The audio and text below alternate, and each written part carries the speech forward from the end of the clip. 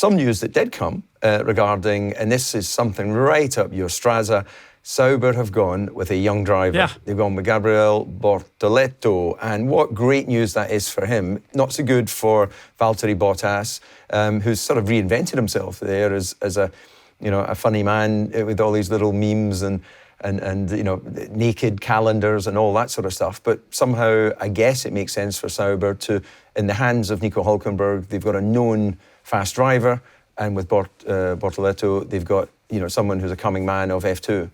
So, David, I think what I'm pleased about, and I'm not saying people are listening to us, but maybe they are, and hopefully they are, but we've been very strong about Formula One not becoming stagnant, not becoming old. And, we were concerned when we said a 40-odd-year-old Lewis Hamilton, a 40-odd-year-old Alonso, all in Formula One.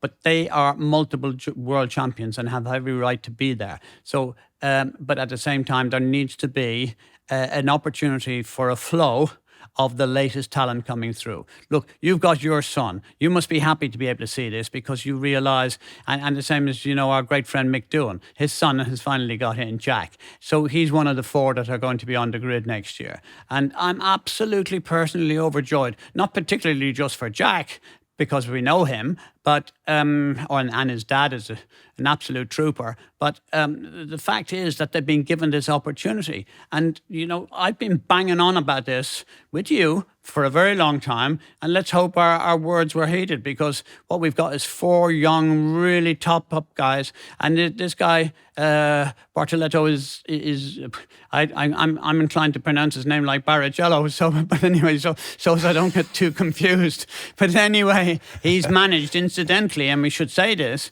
but Fernando Alonso is looking after him, just like Mark Webber is looking after Piastri. And it's great to see not just young drivers, but it's actually nice to see young drivers being represented by really high quality people. Yeah, that seems to be the new trend, and that's going to be interesting for Fernando, because Bortoleto has won the F3 championship. He's leading F2. We regularly see Fernando standing below the podium during a Grand Prix weekend when he's out there getting those results. So there's a real vested interest there, isn't there, for Fernando? And as you say, Mark Webber doing a great job with Oscar Piastri. So yeah, maybe EJ, that could be one for you. But driver management, you did it in the past. Shame about poor Adrian Newey. Look what he wound up with. Actually, I have to tell you, as we record this, I'm in Galway in Ireland, and I was doing a running show car event. It was in the evening. It was a wee bit drizzly under the spotlights, but out of all of that wonderful Irish crowd, someone came up to me and said, "Thank Eddie Jordan for getting Adrian Newey to Aston Martin." And he opened his jacket and he had an Aston Martin jumper on. So there's one happy person outside of Aston Martin that I've met was calling you out and thinking your praises. Oh, thank you for that, David. I need all the support I can get. There's a body of people who think I completely screwed up. But anyway, let's move on to the motor racing and Vegas, because I think that's super important. It is at the crux of a championship. 3 races to go. David, I'm a little bit concerned because the last 3 weeks were really quite boring. I mean, I know we've had some lovely podcasts and good dialogue. I think that the organisers, including the FIA, need to relook at the scheduling of the calendar because you go into a sleep mode, don't you, for saying, oh, there's no race this weekend. Why not? And that. So, but we're back into it fast and furious. 3 races on the trot. In 3 races' time, we will know who's the world champion. And I think that's all very exciting. Yeah, it is indeed. I'm going to be at those 3 races. I missed 3 in a row, which was the first time in 30 years. On one hand, it was good to refresh and sort of look at Formula One from the outside. On the other hand, I did feel a bit disconnected. So I'm off to Vegas tomorrow. I'm using that brilliant service out of Dublin. I have mentioned and I've praised Dublin Airport before when I landed there and they had a power outage. They handled it beautifully. But I'm clearing American customs in Dublin. Yeah. And then when I arrive in Vegas, I'll just walk out like I'm on a domestic flight. So I'm looking forward to that, really looking forward to, I think, 3 great tracks for different reasons. Vegas gave us a cracking Grand Prix last year, despite the issues we talked about. Qatar, of course, that was the one where the drivers were being poured out of the cars. Oh, the poor babies had to work hard. And then Abu Dhabi, not a brilliant racetrack, but it has given us some good racing.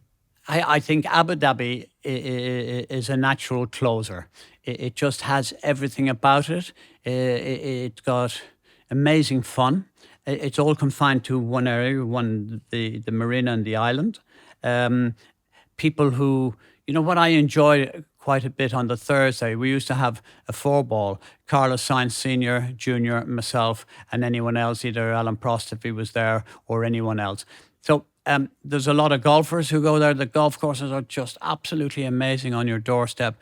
You got the Ferrari world there. I think Abu Dhabi is the perfect venue to close out a Grand Prix season because it has everything on your doorstep. And they know how to entertain. They know how to make you feel welcome. And let's hope we're able to get a good race there. But traditionally, the races have been poor, but I think the ambience and the character of the track and the welcome we get is sensational. Yeah, absolutely. It's a cracker. Interestingly, I heard that when we were talking about Abu Dhabi, that Antonelli has been testing in Abu Dhabi in a couple-year-old Mercedes. He's also been testing Bahrain. I'm going to assume he's tested at various other tracks. He's understandably, and all credit to Mercedes, that whilst he's turning up at races and learning how the team operates during a Grand Prix, they're making sure he's going to be possibly the best prepared rookie on the grid. That's pretty impressive, but that's a fair old investment as well to send an entire team and car. And okay, it can't be one of the current cars because of the cost cap and mileage restrictions. But he's not really going to be a rookie by the time he gets on the grid next year. Well, you'd say it's an investment, David. Just cast your mind. They're probably saving 50 million on the current salary with Lewis Hamilton. So they're not paying. I think if they were paying Antonelli a couple of mil, I think that'd be Christmas is all coming at the same time. So there's a big saving in terms of the cost relationships. Of course, it's not part of the cost cap because it's the drivers. But anyway, Antonelli, let's see. It's still, for me, was a surprise. I still believe they should have gone for Carlos Sainz. I still believe that Mercedes, if they were desperately keen to win the Constructors' Championship, they have George and they needed somebody other than Kimi, because with the greatest of respect, you cannot do it in your first year. And if he does, I will be the first to say, hallelujah, brother, you've done an amazing job, because it just doesn't come across to me just yet. And I know I may have to eat my words because the guy is going to be sensational. But overall, it's a big ask. It's a big ask for Mercedes to expect him to be able to do that. Yeah. Well, we wish him all the best. And sure. As we were just discussing before, this is the first time, I think, since 2019 we've had so many rookies on the grid. So you've got your Christmas presents early, EJ.